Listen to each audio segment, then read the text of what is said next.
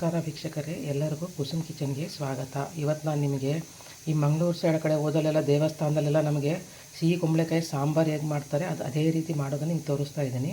ಇದಕ್ಕೆ ನಾನು ಸಿಹಿ ಕುಂಬಳಕಾಯಿನ ಒಂದು ಅರ್ಧ ತೊಗೊಂಡಿದ್ದೀನಿ. ಇದು 3 ಜನಕ್ಕೆ ಮಾಡ್ತಾಯಿದ್ದೀನಿ. ಇದು ಹೆಚ್ಚಿಟ್ಕೊಂಡಿದ್ದೀನಿ. ನಾನು ಸಿಪ್ಪೆ ಸಮೇತನೇ ಹೆಚ್ಚಿಟ್ಕೋಬೇಕು. ಸ್ವಲ್ಪ ದೊಡ್ಡದಾಗಿ ಹೆಚ್ಚಿಟ್ಕೊರಿ.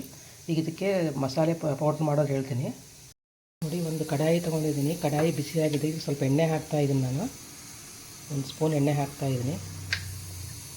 ಎಣ್ಣೆ ಹಾಕಿ ಇದಕ್ಕೆ ನಾನು ಫಸ್ಟು ಧನಿಯಾ ಕಾಳು ಹಾಕೋಣ. ನಾನು ಫ್ರೆಶ್ ಆಗಿ ಸಾಂಬಾರು ಪೌಡ್ರ್ ಮಾಡ್ಕೊತಾ ಇದ್ದೀನಿ. ಸಾಂಬಾರಿಗೆ ನೋಡಿ ನಾನು ಒಂದು 2 ಸ್ಪೂನ್ ಧನಿಯಾ ಕಾಳು ಹಾಕ್ತಾಯಿದ್ದೀನಿ. ನೀವು ಬೇಕಾದ್ರೆ ಪೌಡ್ರ್ ಮಾಡಿಟ್ಕೋಬೋದು, ಬಟ್ ಫ್ರೆಶ್ ಮಾಡಿದಾಗ ಅದರದ್ದು ಟೇಸ್ಟೇ ಚೆನ್ನಾಗಿರುತ್ತೆ. ನೋಡಿ, ಇದು ಧನಿಯಾ ಕಾಳು, ಒಂದು ಸ್ವಲ್ಪ ಮೆಂತೆ, ಒಂದು ಸ್ವಲ್ಪ ಉದ್ದಿನಬೇಳೆ, ಒಂದು ಅರ್ಧ ಸ್ಪೂನ್. ನಾನು ಎಷ್ಟು ಸಾಂಬಾರು ಮಾಡ್ತೀನಿ ಅಷ್ಟೇ ಸಾಂಬಾರು ಪುಡಿ ಮಾಡ್ಕೊತಾ ಇದ್ದೀನಿ.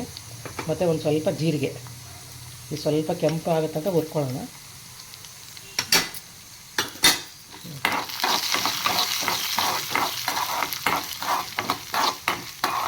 ಸ್ವಲ್ಪ ಕೆಂಪಾಗಬೇಕು.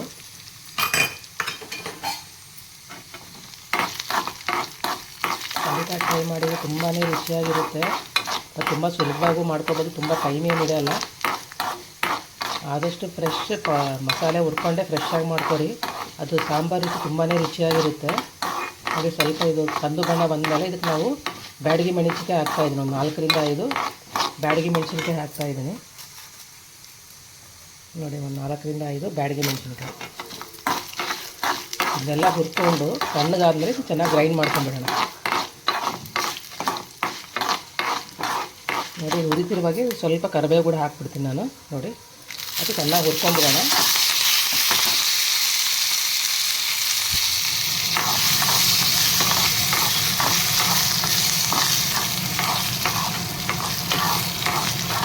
ಈಗ ಸಾಂಬಾರು ಎಲ್ಲ ಚೆನ್ನಾಗಿ ಹುರ್ಕೊಂಡಿದ್ದೀವಿ. ಇದನ್ನು ಗ್ಯಾಸ್ ಆಫ್ ಮಾಡಿಬಿಡ್ತೀನಿ. ಈಗ ಆಫ್ ಮಾಡಿ ಆರಾಗಿ ಬಿಡೋಣ. ಇದನ್ನು ಸಾಂಬಾರು ಪುಡಿ ಇದು ಮಸಾಲೆ ಹುರ್ಕೊಂಡು ತಣ್ಣಗಾಗೋ ತನಕ ನಾವು ಇಲ್ಲೊಂದು ಅಗಲೊಂದು ಬಾಂಡೆ ತೊಗೊಂಡ್ಬಿಡೋಣ. ಪಾತ್ರೆ ತೊಗೊಂಡು ಇದಕ್ಕೆ ತಣ್ಣೀರು ಹಾಕಿ ಮೊದಲು ಸಿಹಿ ಕುಂಬಳಕಾಯಿನ ನಾವು ಚೆನ್ನಾಗಿ ಕುದಿಸ್ಕೊಂಡ್ಬಿಡೋಣ. ನೀವು ಎಷ್ಟು ಮಂದಿ ಸಾಂಬಾರು ಮಾಡ್ತೀರೋ ಅದು ನೋಡ್ಕೊಂಡು ನೀವು ನೀರು ಹಾಕ್ಕೊರಿ. ನೋಡಿ, ನೀರು ಚೆನ್ನಾಗಿ ಕುದಿ ಬರಬೇಕಿದು. ಕುದಿ ಬಂದಮೇಲೆ ನಾವು ಸಿಹಿ ಕುಂಬಳಕಾಯಿನ ಇದರಲ್ಲಿ ಹಾಕಿ ಒಂದು 15 ನಿಮಿಷದ ಕಾಲ ಚೆನ್ನಾಗಿ ಕುದಿಸ್ಕೊಳ್ಳೋಣ. ನೀರು ಕುದಿ ಬರಲಿ. ಸ್ವಲ್ಪ ನೀರು ಕುದಿ ಬರ್ತಾಯಿದೆ. ಈಗ ನಾನು ಇದಕ್ಕೆ ಸಿಹಿ ಕುಂಬಳಕಾಯಿನ ತೊಗೊಂಡಿದ್ನಲ್ಲ ಅದನ್ನು ಹಾಕ್ತಾಯಿದ್ದೆ. ಸಿಪ್ಪೆ ಸಮೇತನೇ ಹಾಕಬೇಕು. ಹಾಕಿ ಇದಕ್ಕೆ ಒಂದು ಸ್ವಲ್ಪ ಹುಣಸೆ ರಸ ಮತ್ತು ಒಂದು ಸ್ವಲ್ಪ ಬೆಲ್ಲ ಹಾಕಿ ಇದನ್ನು ಒಂದು 15 ನಿಮಿಷದ ಕಾಲ ಚೆನ್ನಾಗಿ ಕುದಿಸ್ಕೊಳ್ಳೋಣ. ಅವೆಲ್ಲ ಮೆತ್ತಗಾಗಬೇಕು ಕುಂಬಳಕಾಯಿ.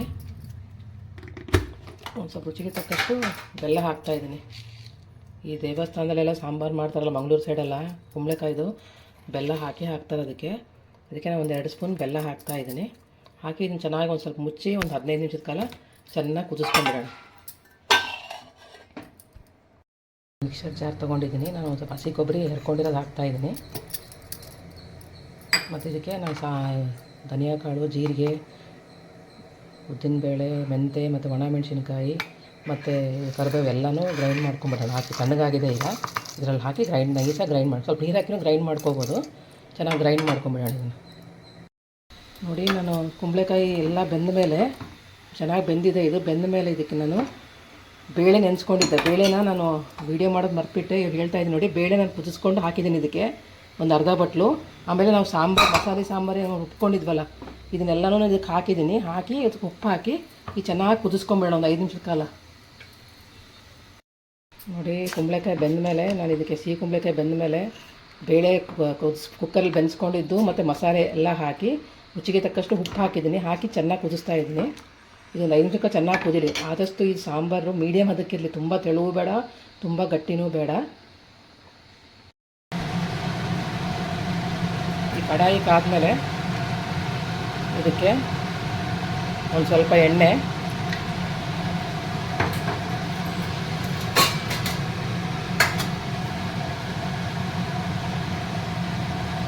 ಕಾದ್ಬಿಟ್ಟು ಸ್ವಲ್ಪ ಸಾಸಿವೆ, ಒಂದು ಸ್ವಲ್ಪ ಜೀರಿಗೆ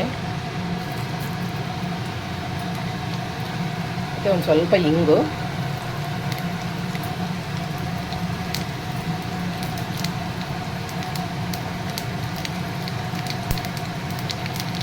ಸಾಸಿವೆ ಜೀರಿಗೆ ಎಲ್ಲ ಆದಮೇಲೆ ಇದಕ್ಕೆ ಒಂದು ಸ್ವಲ್ಪ ಕರಿಬೇವು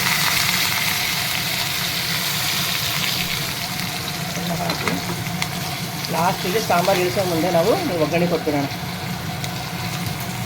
ನೋಡಿ ಸಾಂಬಾರು ಚೆನ್ನಾಗಿ ಕುದೀತಾ ಇದೆ ನೋಡಿ. ಇದಕ್ಕೆ ಲಾಸ್ಟಿಗೆ ಒಗ್ಗರಣೆ ಕೊಟ್ಟು ಗ್ಯಾಸ್ ಬಂದ್ ಮಾಡಿಬಿಡೋಣ.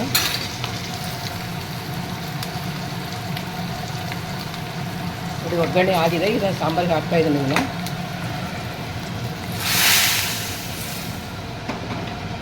ನೋಡಿ ಬಿಸಿ ಬಿಸಿಯಾದ ಮಂಗಳೂರು ಸೈಡ್ ಮಾಡುವಂಥ ದೈವಸ್ಥಾನದಲ್ಲಿ ಮಾಡುವಂಥ ಸಿಹಿ ಕುಂಬಳಕಾಯಿ ಸಾಂಬಾರು ರೆಡಿಯಾಗಿದೆ. ಖಂಡಿತ ಟ್ರೈ ಮಾಡಿ.